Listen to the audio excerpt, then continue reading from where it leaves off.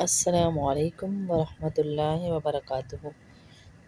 آج جس عنوان پہ مجھے بات کرنے کا موقع ملا ہے وہ یہ ہے کہ شادی پہ بندش کیسے کروائی جاتی ہے اور کیسے کسی کا رشتہ ہونے سے روکا جاتا ہے، کیسے کسی کا کاروبار ہونے سے روکا جاتا ہے، کیسے کسی کا بزنس ہونے سے روکا جاتا ہے۔ یہ بندش اتنی بری چیز ہے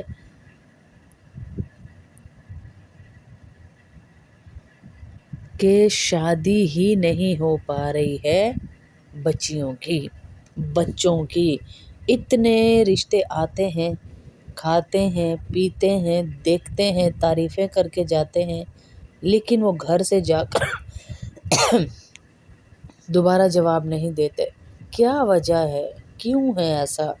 کبھی ہم نے سوچا؟ سب سے پہلی وجہ تو ہماری دین سے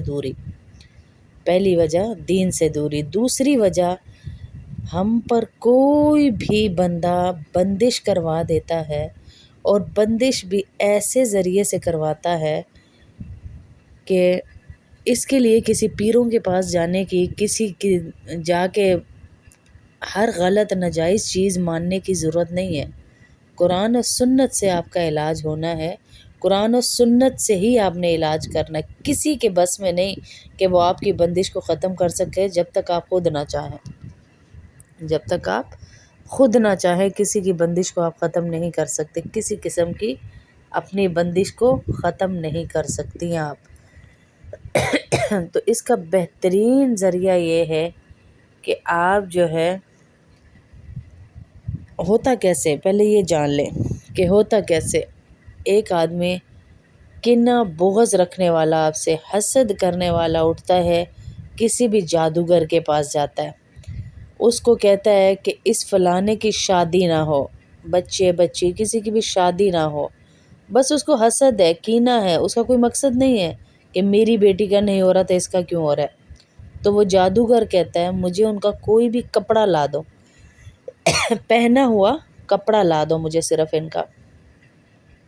اس لیے اپنے کپڑوں کو حفاظت میں رکھا کریں۔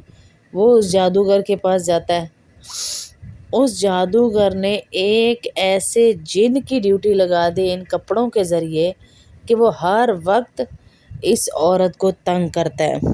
جب بھی اس عورت کو دیکھنے کے لیے کوئی آتا ہے تو وہ جن ایسا ان کا ذہن بناتا ہے کہ یہ لڑکی بلا وجہ انکار کر دیتی ہے، اور بعض اوقات آنے والے جو لوگ ہیں ان کو بدظن کر دیتا ہے، وسوسے ڈال دیتا ہے، ایسی گھٹن پیدا کرتا ہے کہ جب بھی وہ اس گھر میں آتے ہیں تو ان کو وہ گھر جیل محسوس ہوتا ہے۔ آنے سے پہلے بہت اچھے رہتے ہیں، ہم آئے ہیں، بچی بہت اچھی ہے، یہ ہے وہ ہے، سنا کر آ رہے ہیں، لیکن جب آ جاتے ہیں تو ان کو گھٹن محسوس ہو رہی ہے۔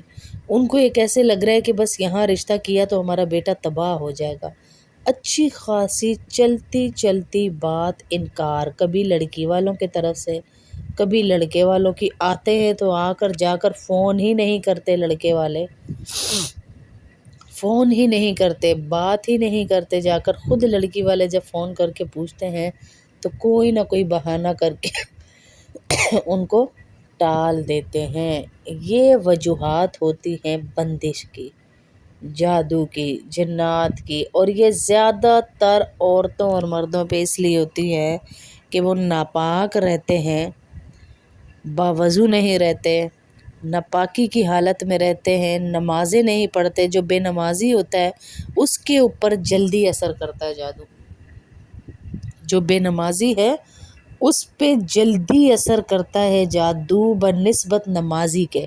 نمازی پہ جب جادو اثر کرتا ہے تو وہ ایک نماز سے دوسری نماز تک پہنچتا ہے تو اس کا جادو کا اثر کم ہوتا ہے، دوسری، تیسری، چوتھی، پانچویں نماز تک کم ہوتے اس کا کام پھر بھی بن جاتا ہے۔ لیکن جو بے نمازی ہوتا ہے اس کے اوپر یہ بڑھتا جاتا ہے بغیر کسی وجہ کے۔ جب شادیوں میں انکار ہونا لگے، رشتوں میں، تو جب یہ کیفیت پیدا ہو جائے، حالت پیدا ہو جائے تو آپ علاج کریں۔ بالکل آسان دم ہے، آپ یہ دم کریں،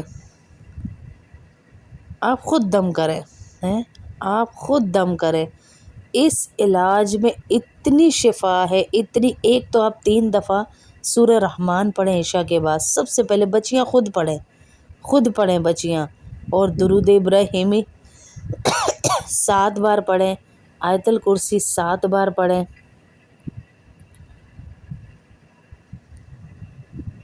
اس کا رزلٹ بہت بہترین ہے۔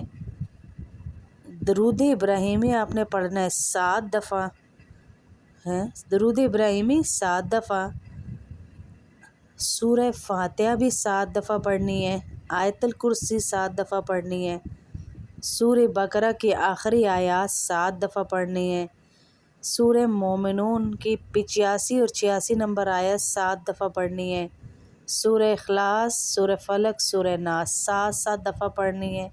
اللہم انا نجعلک فی نحورہم ونعوذ بک من شرورہم، یہ سب 7 بار آپ پڑھیں گے۔ اور یہ بات ذہن میں رکھیں کہ قبولیت کے وقت میں اپنے لیے دعا کریں۔ اذان کے وقت قبولیت کا وقت ہے، بارش کا وقت قبولیت کا وقت ہے، اور عصر مغرب کا ٹائم قبولیت کا وقت ہے، فجر کے بعد قبولیت کا وقت ہے، جمعے کے بعد عصر کے ٹائم قبولیت کا وقت ہے۔ یہ قبولیت کے اوقات ہیں جن میں آپ اپنے لیے دعا کریں، اور پڑھ کر 3 دفعہ سورہ یہ جو ہے رحمان ہر عشاء کی نماز کے بعد ہر روز اللہ سے دعا کریں۔ آپ دیکھیے گا اللہ کہاں سے آپ کے کام بنائے گا انشاءاللہ۔ آپ دیکھتی رہ جائیں گی کہاں سے آپ کے کام بنتے ہیں، خود رشتے آئیں گے، خود اللہ لائے گا۔ روزانہ استغفار کی تسبیح کرے، یا اللہ یقیناً میرے ہی کوئی گناہ ہے، بار بار اپنے آپ کو اللہ کے سامنے پیش کریں، یا اللہ یقیناً میرے ہی کوئی گناہ ہے، تیری طرف سے دیر نہیں ہے۔ آپ حلال چیز مانگ رہی ہیں اللہ سے، اس حرام کے دور میں، اس بے حیائی کے دور میں اپنے لیے جوڑ مانگ رہی ہیں، اس میں کوئی خرابی نہیں۔ اپنے لیے اللہ سے مانگیں، اپنے لیے دعا کریں، کوئی اس میں قباحت نہیں، اور اللہ بڑا پسند آتا ہے اللہ کو یہ کہ کوئی اللہ سے دعا کرے۔ دعا میں نے جیسے کہا قبولیت کے وقت میں دعا کریں، اور تہجد کا وقت بھی قبولیت کا وقت ہے، ماشاءاللہ ماشاءاللہ، اس میں دعا کریں، اور عشاء کے بعد سورہ رحمان پڑھیں، اور یہ چیزیں پڑھیں جو آپ کو بتائی گئیں، بہترین چیزیں۔ آپ جب یہ پڑھنا شروع کریں گی نا ساری چیزیں، جتنی بھی بندش آپ کی ہوگی وہ ختم ہو جائے گی، جتنی بھی بندش آپ کو۔ آپ اس کی ترتیب بھی آگے پیچھے کر سکتے